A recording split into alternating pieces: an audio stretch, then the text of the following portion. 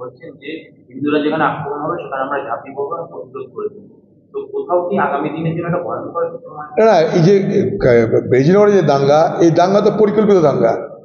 কারণ যদি পরিকল্পিত না হতো তাহলে মুখ্যমন্ত্রী যেদিন মুকেশ কুমারকে সরানো হলো সেদিন উত্তরবঙ্গের রায়গঞ্জ না কোথা থেকে তিনি কি করে বললেন যে আগামী দিনে দাঙ্গা হলে ঠেকাবার কেউ নেই। তার মানে জানতেন দাঙ্গা হবে, এবং দাঙ্গার সময় ওখানকার ওসি সে নির্লিপ্ত ছিল, উদাসীন ছিল, এবং বারবার তাকে সতর্ক করা সত্ত্বেও সে সেটাকে প্রশ্রয় দিয়েছিল। ফলে দাঙ্গাটা পুলিশের প্রচ্ছন্ন মদতে হয়েছে, এবং সেই পুলিশ কার মদতে চলে সেটা আমরা সবাই জানি। তাই স্বাভাবিক হয়ে আমি প্রথম দিনে অভিযোগ করেছিলাম যে এই দাঙ্গা বিজেপি এবং তৃণমূল উভয়ের স্বার্থে করা হয়েছে। কারণ আমি সেদিনই বহরমপুর হাসপাতালে গেছিলাম আহত মানুষগুলোকে দেখার জন্যে।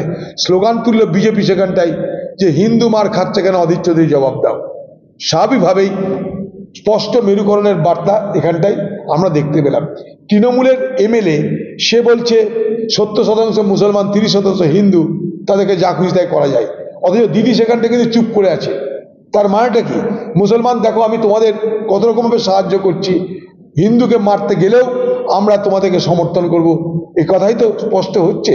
তাই স্বাভাবিকভাবেই মোদি এবং দিদি উভয়ে এই বাংলার রাজনীতিতে ক্রমশ তৃতীয় শক্তির উত্থান দেখে তারা কিন্তু আজ হতাশাগ্রস্ত। মোদি এবং দিদি উভয় তৃতীয় শক্তি, অর্থাৎ কংগ্রেস বামের যে উদয় হচ্ছে, কংগ্রেস বাম যে যৌথভাবে বাংলায় রাজনীতিতে তার নিজের অস্তিত্বের প্রমাণ দিচ্ছে নতুন করে, তাতে উভয় দল আতঙ্কিত।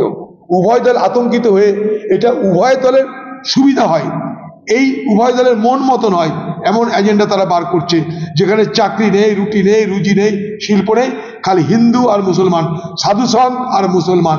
এ কি হচ্ছে? কেউ বলছে হিন্দুকে রক্ষা করব, কেউ বলছে আমরা সন্তের বিরোধিতা করব।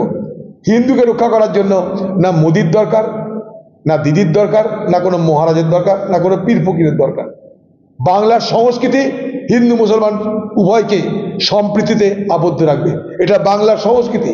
এ সংস্কৃতি রবীন্দ্রনাথ ঠাকুরের, এ সংস্কৃতি কাজী নজরুলের, এই সংস্কৃতি বাংলার সব থেকে বড় অস্ত্র।